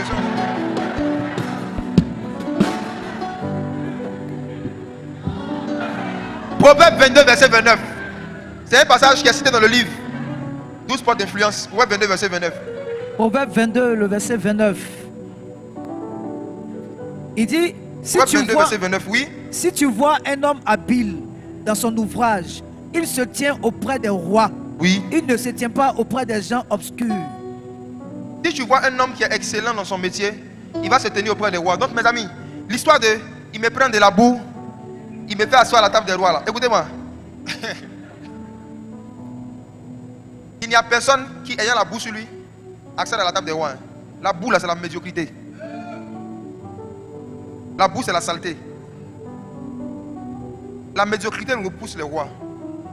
Les rois c'est des gens qui sont riches ou qui ont une certaine influence dans la société. S'il y a la boue sur toi, même si tu parles en langue, la boue va faire que on va te mettre à leur table. Donc il faut traiter avec la boue là. Traite avec la boue. Quand tu viens à la table des rois, tu as habillé toi aussi en vêtement royal. Il y a des habits de noces qu'on peut s'asseoir à la table des rois. Donc ça veut dire qu'il y a des mentalités qui sont sales, qui sont boueuses, comme le fait de chercher la moyenne, de se contenter de la médiocrité. Tu vois, toi tu fais vente en ligne. Tu livres tes articles en sachet bleu. C'est la boue. Tu ne vois pas que tes concurrents, il y a leur logo sur le sachet. Toi tu payes sachet 5 francs à la boutique parce que tu veux économiser. Souvent, en voulant économiser de l'argent, on gaspille ses relations. La boue là, c'est une façon de vivre qui n'est pas conforme à la façon dont les rois, les riches, les personnes influentes voient les choses. Et ce qui fait qu'on positionne des gens de hautes fonctions, l'une des choses, c'est la compétence. Il dit si tu vois un homme qui est habile dans son travail, qui est excellent, qui est fort dans son domaine, il va s'asseoir à la table des rois. Donc ce qui amène à la table des rois, ce n'est pas la prière et le jeûne, c'est l'habileté, la performance. La performance. On devient performant par exercice. On devient performant par exercice. Mon frère, tu vois la façon que tu es assis comme ça. Est-ce que tu sais que si tu restes assis comme ça pendant 2 mois sans bouger, à la même place, quand on va revenir, ton pied va devenir mince. Le pied va s'atrophier. Tout muscle qui ne s'exerce pas s'atrophie, devient plus petit. Tout don, tout talent qu'on n'exerce pas, on le perd, il devient moins influent. Il perd son influence. Tout don, même les dons spirituels, ceux qui les ont, qui ne les exercent pas, ils n'ont pas la même, ça n'a pas le même éclat et la même influence que les gens qui sont dans le ministère. Quelqu'un qui a don de prophétie et puis qui est dans le bureau, directeur général, et puis quelqu'un qui a don de prophétie qui est pasteur, leurs dons n'auront pas la même manifestation. Ce n'est pas parce que le pasteur est plus loin, c'est parce qu'il est plus actif. Plus il va exercer, ça va se manifester. Le DG, lui, c'est de temps en temps. Lui, tu utilises un don de prophétie seulement pour avoir client. Exercez-vous. Le domaine, le métier dans lequel tu es, il ne faut jamais te lasser de faire les exercices. Les plus grands athlètes dans le domaine du sport, ce n'est pas forcément les plus talentueux, ceux qui font le plus d'exercices. Ils s'entraînent chaque jour. Quand il n'y a pas de match, ils s'entraînent. Les footballeurs qui ont négligé l'entraînement parce qu'ils se disaient qu'ils étaient trop loin, ils ont mal fini leur carrière. Ronaldinho. Vous connaissez Ronaldinho? C'est quelqu'un qui était fort. Mais à un moment, il a arrêté de s'entraîner parce qu'il était fort. Il se croyait tellement fort qu'il se sentait au-dessus de l'entraînement. Et c'est comme ça des gens. Quand ils commencent à voir certains clients, certains résultats, ils ne s'exercent plus. Ils ne s'entraînent plus. C'est la mentalité de Dieu. Je ne cherche pas l'excellence. Je ne veux pas faire plus. Tu vas perdre ce que tu as. Tu vas perdre ce que tu étais. Tu seras influencé. Alors que Dieu avait prévu que tu sois influent. L'exercice, s'exercer, s'entraîner dans son domaine, ça rend habile. Et l'habileté va te donner une place à la table des rois. Amen. Avec quoi on influence? Dernière chose. Pour moi, qui est le plus urgent, on influence avec la capacité de démontrer la puissance de Dieu sans prêcher. Tu peux influencer là où tu es en opérant dans une démonstration d'esprit et de puissance sans être prédicateur. L'une des choses qui fatigue beaucoup les chrétiens travailleurs, c'est: je ne suis pas pasteur, je ne suis pas apôtre, je ne suis pas prophète, je ne suis pas docteur, je ne suis pas évangéliste. Comment démontrer la puissance de Dieu pour influencer quand on n'est pas prédicateur? Je vais répondre à cette question en commençant par Jacques chapitre 3, verset 1. J'ai une très bonne nouvelle pour tous ceux et celles qui ne sont pas prédicateurs, ils ne sont pas pasteurs, ils ne sont pas apôtres prophètes, mais qui veulent influencer avec l'onction. J'ai une bonne nouvelle pour vous. 1 Pierre 3, verset 1, dit quoi? Jacques chapitre 3, verset 1. Jacques 3, verset 1 d'abord. Mes frères, Oui, qu'il n'y ait pas parmi vous un grand nombre de personnes qui se mettent à enseigner. voilà. Car vous savez que nous serons jugés plus sévèrement. Voici la bonne nouvelle. La bonne nouvelle, c'est que Dieu veut que tous les chrétiens influencent. Mais Dieu ne veut pas que tous les chrétiens enseignent. Parce que s'ils n'enseignent pas, là, Dieu est d'accord avec ça même. C'est ce qu'il voulait te dire quoi? Dieu dit qu'il y ait parmi vous très peu qui se mettent à enseigner. Dieu ne veut pas qu'il y ait beaucoup d'enseignants dans l'église. Le désordre auquel on est en train d'assister aujourd'hui, dans le corps de Christ là, c'est qu'il y a plus de prédicateurs que de païens. J'arrive. Actuellement sur les réseaux sociaux, tout le monde est prophète, tout le monde est pasteur, tout le monde est coach chrétien, tout le monde enseigne sur la sexualité, sur le mariage, tout le monde donne conseil à tout le monde. Chacun peut se mettre devant sa caméra, s'il a internet seulement, et il a 2 expériences de vie, il peut activer son micro et il devient coach. Tout le monde enseigne, tout le monde se sent apte à enseigner sur tout. Or, la volonté parfaite de Dieu dans l'église, c'est qu'il y a très peu de gens qui enseignent. Donc si tu n'enseignes pas, tu es bon, tu es dans le très peu là. Réjouis-toi, tu es dans la volonté de Dieu.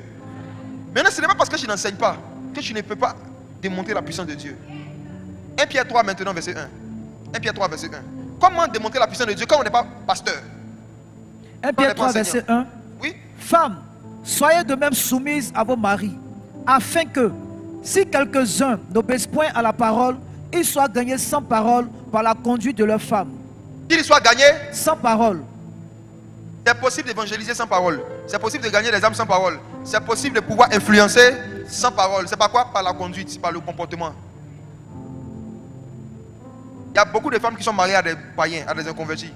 Ce n'est pas parce que les gars ne croient pas en Jésus qu'ils ne veulent pas venir à l'église. C'est parce qu'ils ne croient pas en leur femme.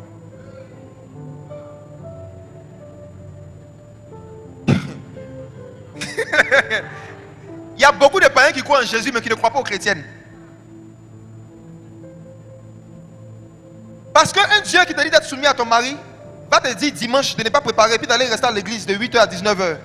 Et puis de rentrer et puis lui demander, tu as moyen quelque chose? Regarde.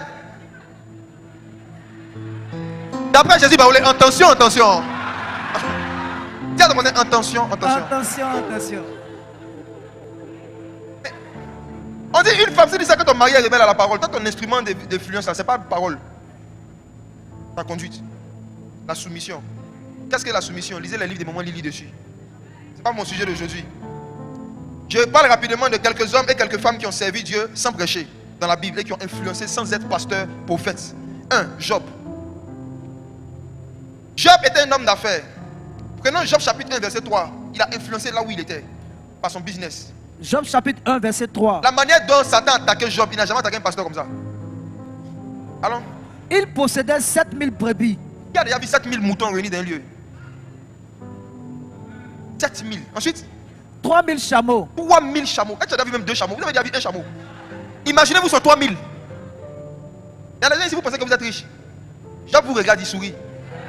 Vous n'êtes pas homme de cœur parce que vous n'avez pas lu les hommes qui ont marché avec Job, ce que Dieu lui avait donné. Dieu ne vous a même pas encore donné la moitié de ce qu'il avait donné à ces gens-là. Vous ne venez plus à l'église. Il a commencé à vous donner, il n'a même pas fini. Toi, tu as 2 chameaux, tu ne viens plus. Paul, il a 500 paires de bœufs. 500 paires, une paire c'est 2. Ça fait combien de bœufs? 1000. Imaginez-vous Job avec des terrains de combien d'hectares pour mettre tout ça? Allons-y.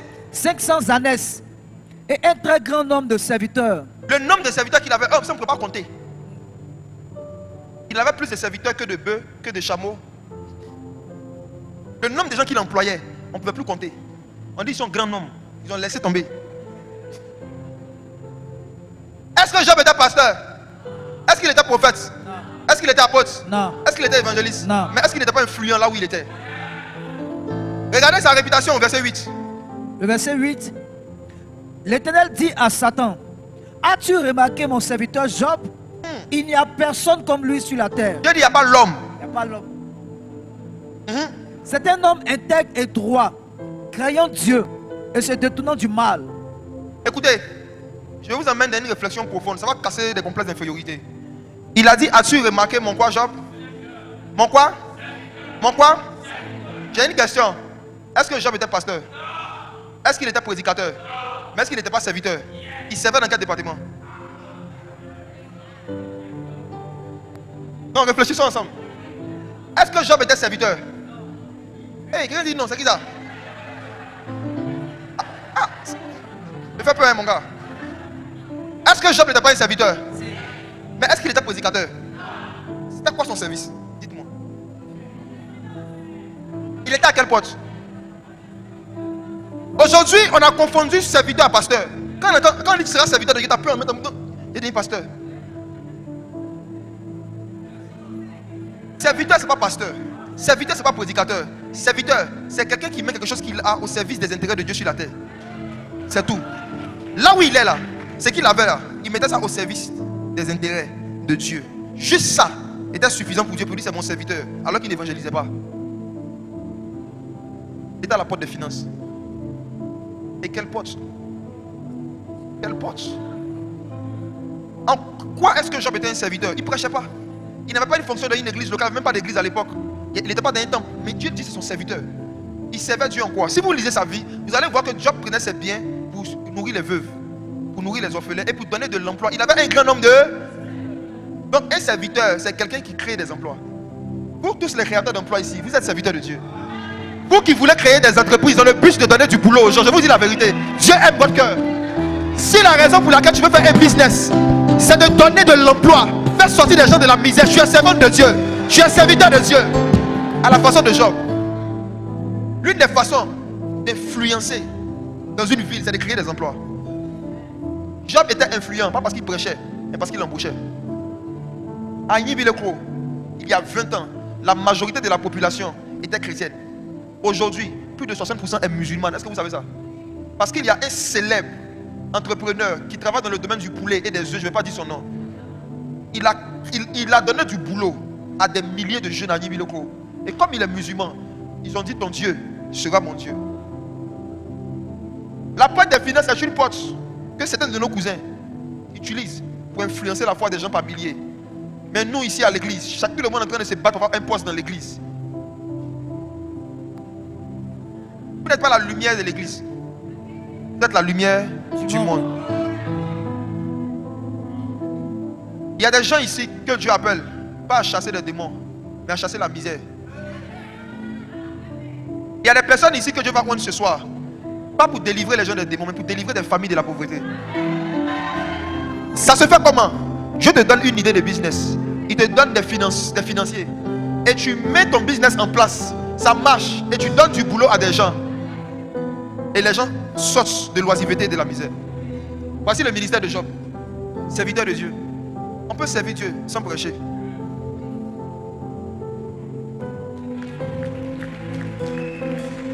Une autre personne dans la Bible qui a influencé et qui a démontré la puissance.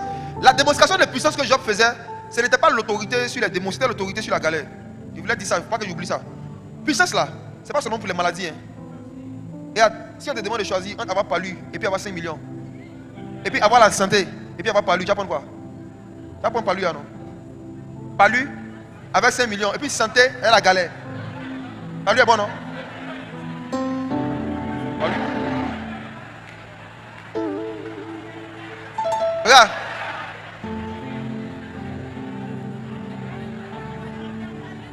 Mes frères et sœurs, la misère est une forme de maladie aussi. Et quand Dieu dit qu'il donne les dons de guérison, là, comprenez qu'il y a des gens qui guérissent les finances des gens. Il y a des gens actuellement ici qui ont la fièvre depuis le matin. Si on leur fait un transfert Wave tout de suite, ça va passer.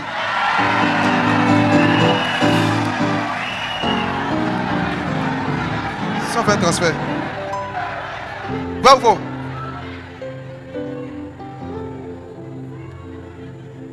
On montre que notre Dieu est puissant. Lorsqu'on arrive à prospérer dans des secteurs où les gens ont du mal à prospérer, on montre que notre Dieu est puissant comme ça aussi. On démontre la puissance de Dieu par le fait de pouvoir être productif financièrement. C'est une démonstration de puissance, mais sans parole. Et ça touche des personnes.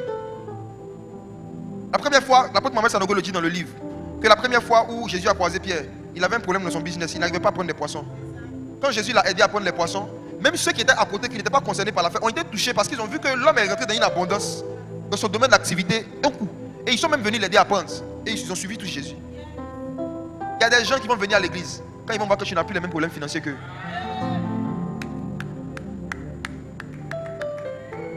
À cause du temps, j'abrège et on va prier. J'abrège. Il y a Joseph aussi qui a servi Dieu sans être prédicateur. Quand vous lisez Genèse chapitre 39, vous voyez clairement Joseph, qui n'était pas prédicateur, mais qui était capable d'interpréter des songes de ses patrons. Beaucoup parmi vous qui travaillez là, j'ai dit, c'est vous qui ne voulez pas avoir promotion. Promotion là, c'est pas toujours difficile. Hein. La dernière fois que tu as demandé à ton patron, est-ce qu'il n'y a pas un rêve que tu as fait que tu n'as pas compris? C'était quand? Demande à ton voisin, est-ce que tu as déjà demandé à ton patron s'il a fait un songe qu'il n'a pas compris? Regarde. Je vais vous donner une façon d'avoir promotion. Mes frères, j'ai travaillé en entreprise en tant qu'employé de 2014 jusqu'en 2019 en tant qu'employé. De 2014 en 2019. Et puis après, de 2021 jusqu'en début 2023 en tant qu'employé. Je peux vous dire quelque chose. L'une des méthodes que j'ai utilisées pour avoir vite des promotions,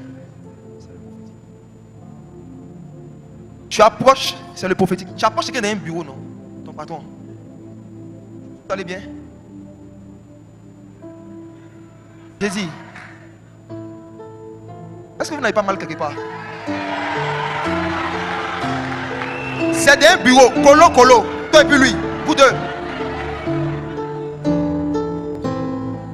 S'il te dit oui, il faut lui demander juste, est-ce que je peux prier pour vous? Si tu pries dans un bureau pour quelqu'un qui est influent et qui voit qu'il est soulagé, il voit qu'il est exaucé, j'ai dit, le jour où il y aura promotion à donner là, tu n'as pas besoin d'aller faire veiller de prière. Si Joseph n'avait pas l'habitude de demander à ses collègues s'ils n'ont pas fait des songes, il n'allait jamais sortir de prison. C'est parce que Joseph a développé la culture de s'intéresser à la vie surnaturelle des gens qu'il a eu une opportunité d'arriver au palais. De temps en temps, demande à un collègue, demande à un patron, est-ce qu'il t'arrive de faire des rêves que tu ne comprends pas? S'il te dit oui, commence à prier en langue de ton esprit, tu racontes. Pendant qu'il est en train de raconter, Ratous et Mandoula Hiya Balahadi, il a clone de Bali Yadia. Tu dis, Saint-Esprit, voici ma promotion. Saint-Esprit, ne me laisse pas tomber. Saint-Esprit, Dieu de Joseph, Dieu de Daniel. Le manteau de Daniel, le manteau de Joseph ne se manifeste pas dans les églises, mais dans des bureaux. Dans les cours des rois, là où il y a des décideurs. Tu t'intéresses à leurs songes. Regardez, est-ce que vous vous avez déjà demandé pourquoi Dieu veut montrer qu'il y aurait une famine? Joseph est prophète et Dieu ne montre pas le songe à Joseph. Ça va montrer ça à un roi païen. Si c'était Joseph qui avait fait le songe, qu'il y aurait la famine allait venir, ça allait tuer les gens. Parce qu'il est en prison. Il va raconter son songe à deux personnes. Ils vont faire quoi? Deux prisonniers comme lui, ils vont faire quoi?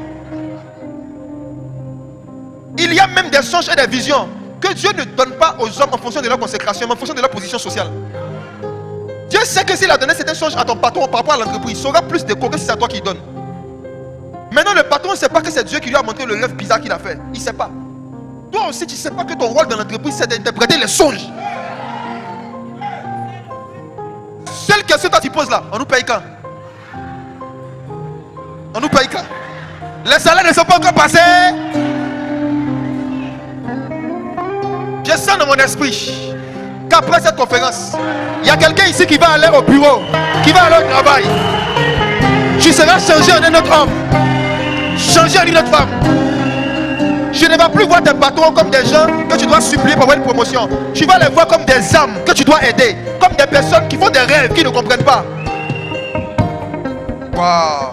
Il ne faut pas jouer ça avant le temps.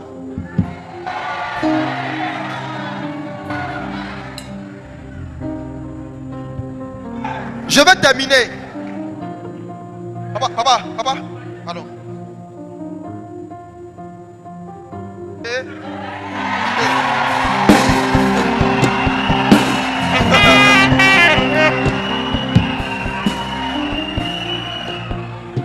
Ésaïe chapitre 58 verset 4.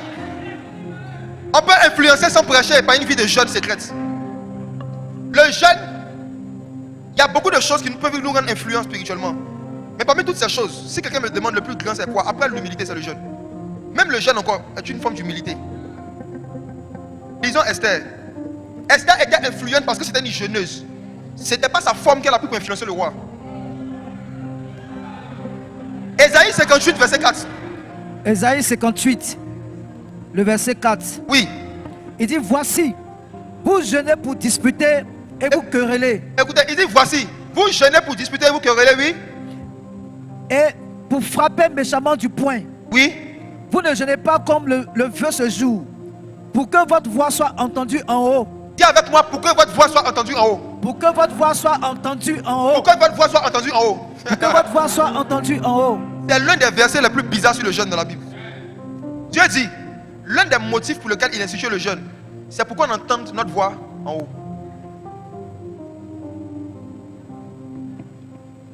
Ceux qui sont en haut dans la société, les rois, les boss, les ministres, les décideurs, ils n'entendent pas la voix des gens qui ne jeûnent pas. Pas parce que tu parles qu'on t'entend. Dieu dit qu'il y a des gens qui sont en haut, qu'on appelle les autorités. L'homme qui est en bas là, ne peut pas lui faire entendre sa voix. Qui est déjà monté dans un avion ici? Peut lever la main. Je te pose une question. Quand tu étais en haut, que les gens parlaient en bas, tu entendais? Yeah. Quand tu rentres dans le bureau d'un décideur, même si vous êtes face à face, vous n'êtes pas dans la même position. Lui, il est en haut. Il est en bas. Il est dans l'avion, toi tu es au quartier. Donc quand tu viens lui donner conseil, ou quand tu viens proposer tes produits, quand tu viens proposer tes services là, il entend le son de ta bouche. Mais est-ce qu'il entend ta voix? Écoutez-moi, le son de votre bouche n'est pas votre voix. Ta voix, c'est ce que ton esprit dit à un esprit. Le son de ta voix, c'est ce qui sort de ta bouche. C'est pour ça qu'on dit son de la voix. Ce n'est pas la voix, c'est le son. Actuellement, tu entends le son de ma voix. Mais ma voix là, c'est mon esprit. Il y a des gens ici, vous ne jeûnez pas régulièrement. Conséquence, dans le monde spirituel, vous êtes muets, mais vous bavardez. Donc quand vous vous retrouvez devant des gens qui sont en haut, votre voix n'est pas entendue en haut. Ceux qui sont en haut, ceux qui sont élevés en dignité, vos propos n'ont aucune influence sur eux. Dieu dit qu'il a mis le jeûne pour que notre voix soit entendue en haut. En fait, le jeûne est le haut-parleur de l'esprit. Le jeûne est la baffle de l'esprit. Le jeûne est le micro de l'esprit. C'est par le jeûne qu'on amplifie le son de notre voix en haut dans le monde spirituel. Quand tu fais une délivrance, quand tu dis à des démons, vous voyez le pasteur a été en train d'opérer les délivrances. Les gens qui opèrent comme lui là, je ne connais pas beaucoup. Ça veut dire quelqu'un qui n'a pas besoin de descendre, de tordre les coups, de faucher les gens. Tu vois non? Quelqu'un qui parle aux esprits impurs et ils obéissent. Le démon n'entend pas sa gorge, il entend une voix qui vient d'en haut. Ah. Dans le domaine de la délivrance, quand quelqu'un a l'autorité, l'autorité c'est la faculté de faire exécuter ses ordres sans gesticuler. Tu parles, le démon s'exécute. Les démons n'écoutent pas les bouches, ils écoutent les esprits. C'est pourquoi les disciples n'ont pas pu chasser un démon lunatique, parce qu'ils n'avaient pas encore une vie de jeûne. Ils criaient sors, sors, sors. C'est pas gorge qui fait les démons. Il y a un moment de la vie des disciples où leur voix n'était pas entendue en haut.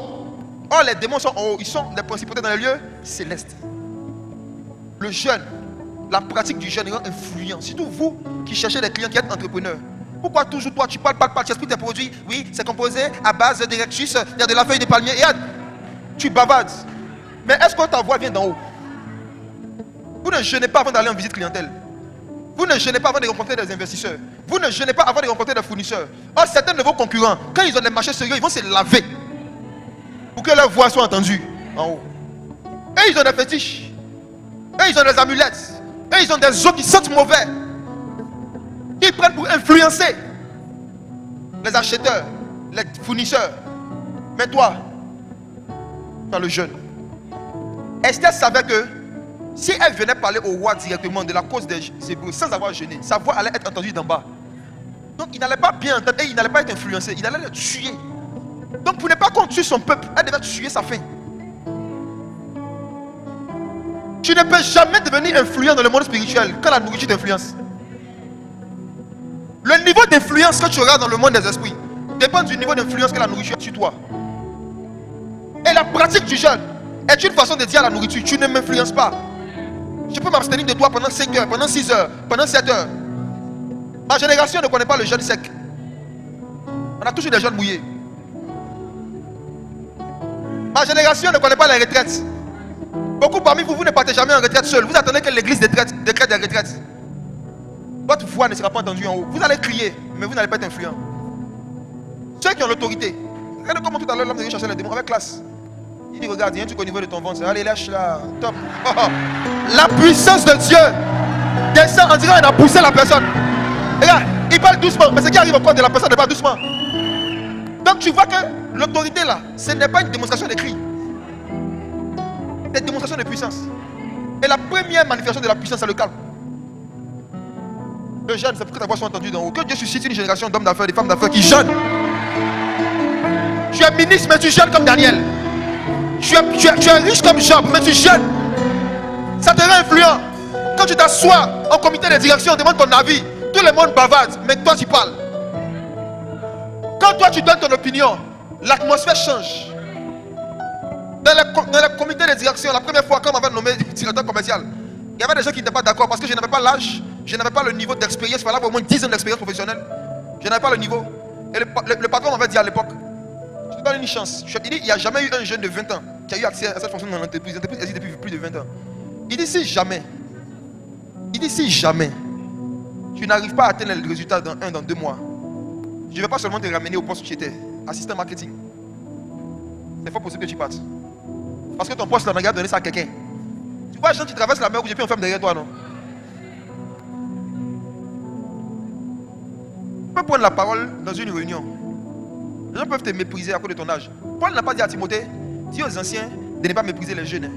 C'est à Timothée, dis-toi là, que personne ne méprise ta jeunesse. En d'autres termes, si on t'a méprisé, c'est toi-même qui as fait.